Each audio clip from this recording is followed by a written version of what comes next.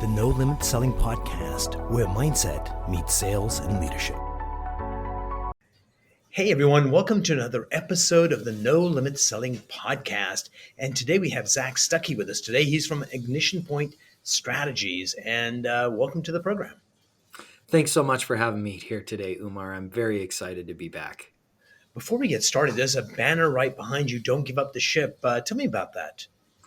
Yeah, so I'm a huge history nerd, and this is actually from the War of 1812 in American history, United States history.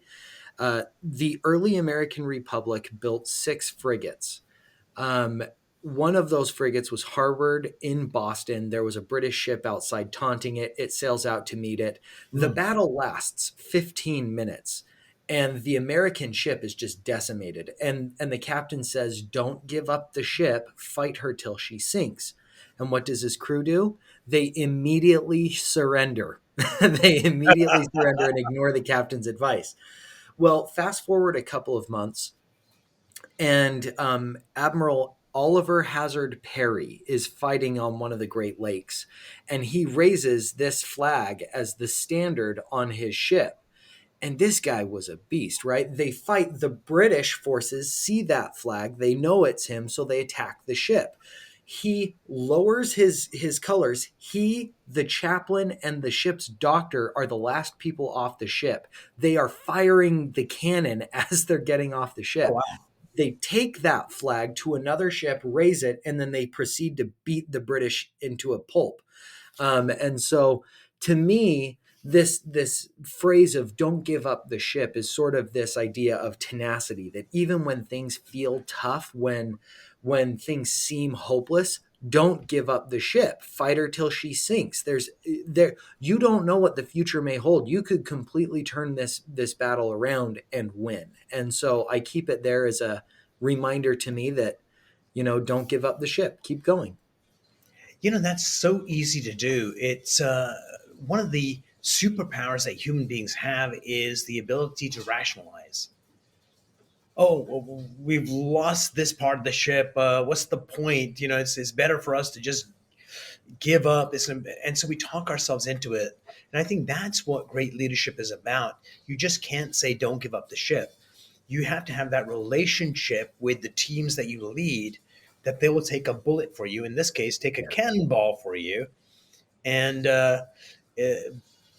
that is, the essence of, I guess, human history is you have some great leaders that inspire people to be more courageous, and others that can just be managers that basically tell people what to do and hope that they actually do it. Yeah, and the emphasis on the hope there. And when you don't have a lot of that, that's why they call it hopeless. Yes. Oh, geez, yes. So one of the battles that we face, and sometimes it's seen as a battle, is sales, right? It's us against them. It's us against the competition. We want to get this person to buy our product, but they actually want to not buy it from us, which oftentimes is not the reality. People have problems. They want solutions. And then we just assume that it's going to be a battle doing it. Whereas what we need to do is to really build a level of trust that allows our customers to actually open up and say, well, this is what's really going on. This is how the decision is really made. Yes. And whereas most times we hold the cards close to our chest because we don't want to show it to the enemy, which of course is quite silly. So there's a couple of really interesting thoughts that come to mind as you say this, because first off, we are really bad in sales at identifying who our actual competition is, like really bad at it. So that's number one. An example of that, please. Absolutely. So so I lived in Taiwan for 2 years. I speak and read Mandarin. And so I'm a big fan of Sun Tzu. And one of the things that he talks about is that if you can know who your enemy is, and understand themselves, understand you, and understand the battlefield on which you fight, you will never experience defeat, basically. And what we often do is we misidentify the battlefield.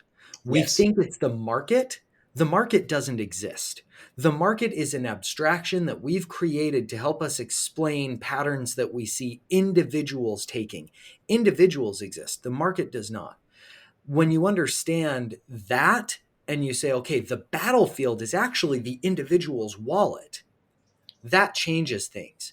And so you have to stop thinking about, if I'm McDonald's, my competition isn't necessarily Burger King.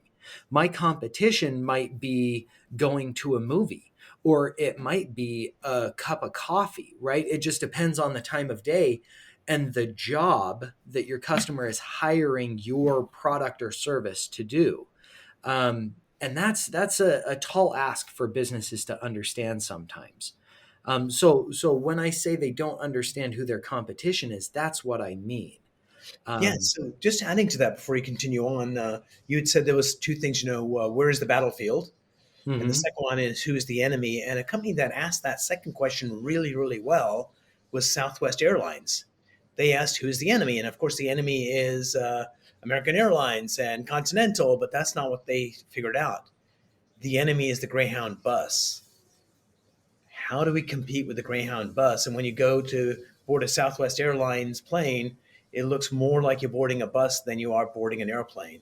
And Mhm. they figured, okay, well, how do we steal customers away from Greyhound to come on the plane and not steal customers from United Airlines? And it just opened up a whole new category.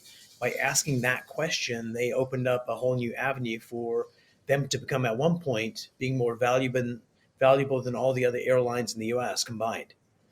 Well, absolutely. I would say as well that competition is often not, like you mentioned with American Airlines, it's often not other businesses in our same industry, because that's just not the way the customer thinks until they're ready to actually make a decision, right? Most of the time, the competition is, um, am I going to go bowling, or am I going to go to the mall, or am I going to go for a drive or a walk, or am I going to stay home and read?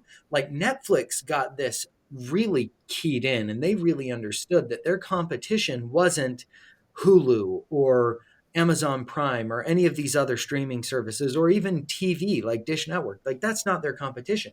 Their competition is reading a book, going for a walk, listening to music, hanging out with friends. Like, those are all alternatives. And it goes back to understanding the battlefield, because the battlefield is your customer's mind, it's your customer's wallet. And when you think about the outcome that your customer is trying to make when they are deciding what to do with their time, then you can start to understand the competition, right? Some people, it's like, okay, when do you use Netflix? Well, I always turn on a Netflix show to fall asleep. Okay. Well, when was the last time you decided not to turn on a Netflix show? Well, I guess it was a couple of weeks ago when I turned on a podcast. Okay, so the competition for Netflix isn't other streaming services, it's a podcast. Right. Okay, and what about when you didn't use a podcast? Well, I took some melatonin, and that really knocked me out, and so I didn't even need anything. And businesses don't do the research, the qualitative research, to understand that. So this is something that is really important that a lot of businesses don't understand. There are two types of data. There are quantitative data, which Hmm. is anything that's measurable. I call it the crunchy number stuff. Then there is the qualitative data. That's the squishy stuff. It's anything that can't be measured. And when businesses say we're data driven, what they mean is we're numbers driven. Right. Well, every business is numbers driven. It just depends on how sophisticated they are at getting the numbers out. But here's the trick, and this is why I bring this up. Qualitative data provides context to the quantitative data. Qualitative data is like having a map and knowing where you want to go. Quantitative data is knowing exactly how many gas stations there are between you and where you want to be. Without the without the context of the qualitative data, the quantitative data is meaningless. It's the tail wagging the dog, and that's what we often find in organizations of any size, really, but especially large organizations, is the tail wags the dog with this data. So, Zach, to put this, make this more solid, can you give me a real world example of a client you were helping where you got them to take a look at both sides of the equation to come up with an insight that helped them grow. Yeah, absolutely. So, um, I have to protect the innocent, Change NDAs, things names. like that. Yes, change names to protect the innocent. So I was working with this one guy, and they've been really struggling to grow. And one of the problems was is that he was targeting a certain individual within organizations. They had built a software platform that they thought would solve this individual's problems. And as we sat down and started talking about it, it was very clear that the problem was from a quantitative side, it made perfect sense. But from a qualitative side, the emotional social factors just weren't strong enough to impel this person to change, right? It's I don't know if you've ever seen the movie The Pursuit of Happiness. He's got like that bone density scanner. Right. Uh, it's kind of like that. It gives a slightly clearer picture, but it's so I kind of call these problems bone density scanners, right? They're not super strong. It's just like 1% better, which some doctors are like, okay. But so as we sat there and started talking, I started thinking in my mind, what are use cases, right? What are outcomes that people could use this software for that are going to be really painful? And the thought came to mind for me of a different person in an organization, and particularly a different type of organization. So he was targeting financial leaders in organizations. And again, I'm doing my best to keep this as anonymized as possible. Um, and as we were talking, I came to realize he needed to target organizations that had a very specific growth model because his software tool that he had developed could be complementary to that and assist them as they're making key strategic decisions.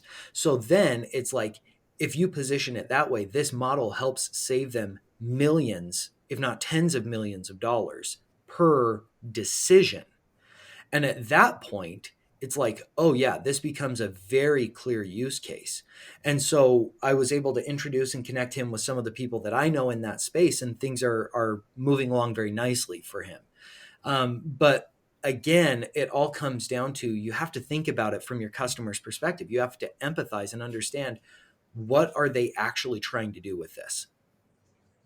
Brilliant.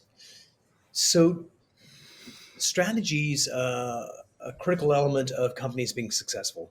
Like certainly you can go after what seems before you, but strategies outthinking the problem. And a lot of times people get confused between tactics and strategy. So how do you articulate the distinction between the two? Okay, so I'm actually going to add a third level because people aren't confused enough. So we've got vision, we've got strategy, and we've got tactics. Vision is I want to create this. Strategy is 50,000 foot view. How do I create the vision? Tactics are the step by step implementation of how I create that. Still confusing. So Okay. vision gives you we want to dominate the grocery store business with our snack. What's the strategy to actually how to think strategically? Because I can Yeah. think at So, 50,000 foot level, but that doesn't give me yeah. strategy. It just gives me so give me more So distinction, let please. me let me put it this way. Um, Vision is I know that I want to go from here to Tallahassee, Florida, and you know, the strategy is I can fly there, I can drive there, I can take a train, I can take a bus, I could take a train and a boat, like all sorts of combinations. That's the strategy. The tactics are once I've decided on that strategy, how do I step by step implement that strategy to go from here to Tallahassee, Florida? So I'll give you an example. You say, I've got a CPG, consumer product good, and I want to start selling it. Well, the strategy is so the vision is I want this in every household in America. Now, the strategy is I can sell it direct to consumer like Warby Parker did, or I can do, in stores, I like Reese's peanut butter cups, or I can do through Amazon like a billion other sellers. Like there are all different strategies that I can take. And like you talked about, I have to do my best to take advantage of what I call the deep thinker advantage, which is being able to think through problems at 360 degrees with as much depth as possible to pick out the best strategy for me. And then the tactical is, okay, now that I've decided that I'm going to go direct to consumer, these are the step by step things that I have to do to get to that consumer, deliver the product, and get their money in exchange. All right, good. Thank you. So sales seems to be a lot different now in 2025. Uh, AI is coming on board that's helping and also hindering the sales process. Uh, what are three things salespeople and organizations should keep in mind to be successful in 2025 in this new landscape? You can never replace human connection. And this is what I mean. In the world today, everyone is paying for torn up jeans. They are paying to go to Disneyland. And if you look at the level of detail and intricacy that people are creating on buildings at Disneyland, up to and including uh, creating a fake copper patina on things, like people are craving authentic experiences and they're craving that ability to tell that story. Hmm. And part of sales and marketing is understanding the story that they want to live and how your product or service complements that story. And so, one of the biggest problems, I talked about this earlier, that businesses have is they don't understand who their customers are. And here's what I mean by that: you don't have a customer. Customers don't exist, they're an abstraction just like the market. What you have is a customer ecosystem with three distinct roles: a payer, a decider, and a user. Payers write the checks, deciders choose to hire you, users use your product or service.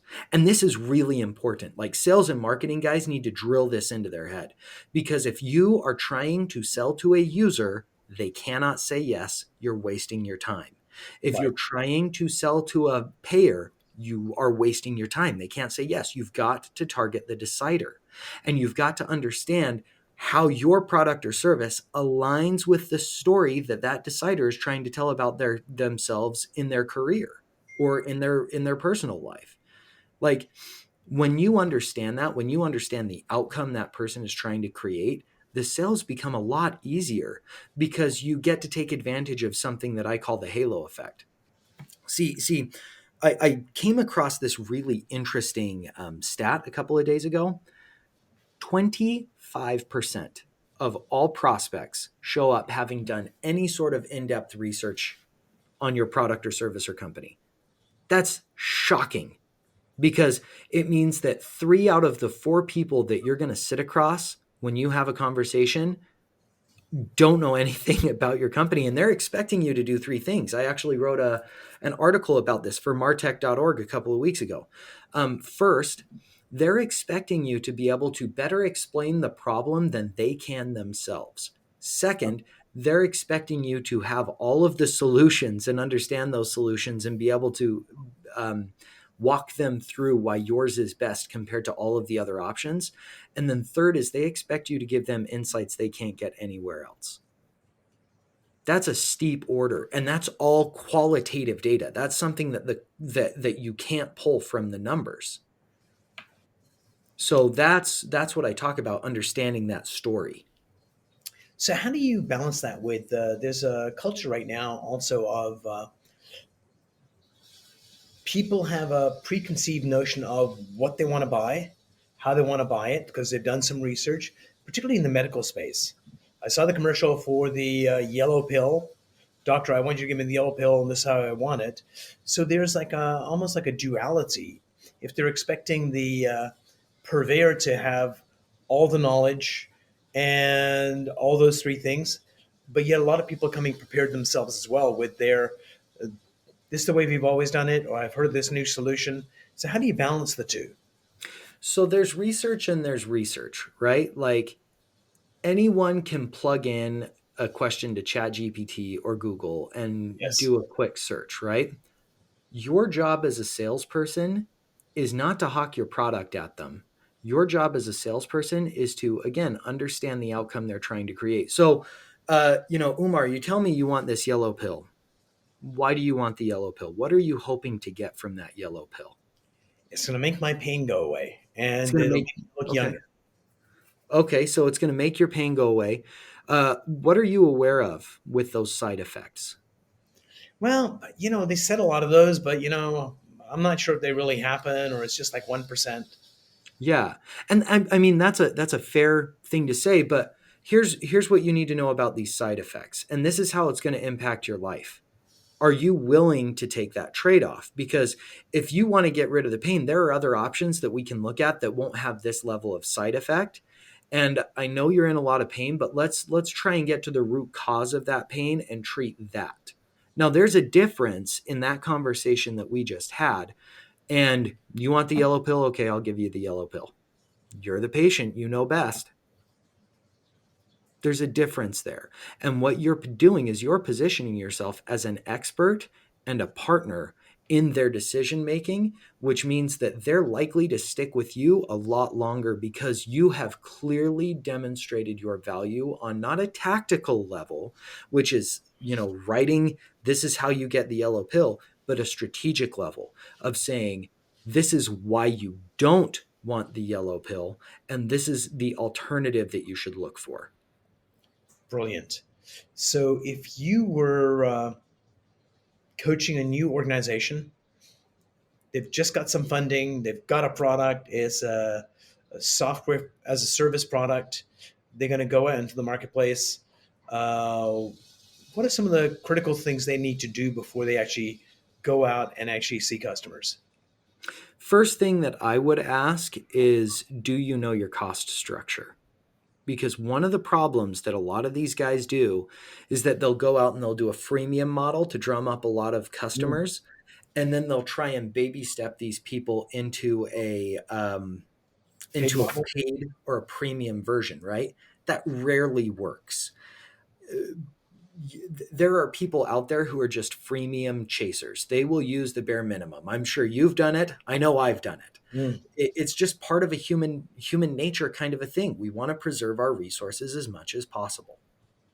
And so, what I would say is be aware of your cost structure and understand how much it costs you to operate your business for just 1 hour, because that's what you need to do for your base pricing is base it so that I can profitably operate for 1 hour or more based off of what I'm charging. Now, that's not to say, I'm going to expect my very first customer to help me turn a profit. But if you do it based off of unit economics, it's a lot cheaper. So that's number one. Number two, I want you to know your customer better than that customer knows themselves. So you have people that you're going to target. I want you to go and have conversations with them, and these conversations can't be like a subdued sales conversation like people are wont to do.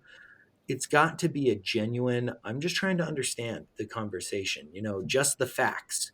I'm an interrogator with the FBI or CIA, or I'm like a documentarian. I'm trying to understand, what led you to identify this as a problem, and what led you to want to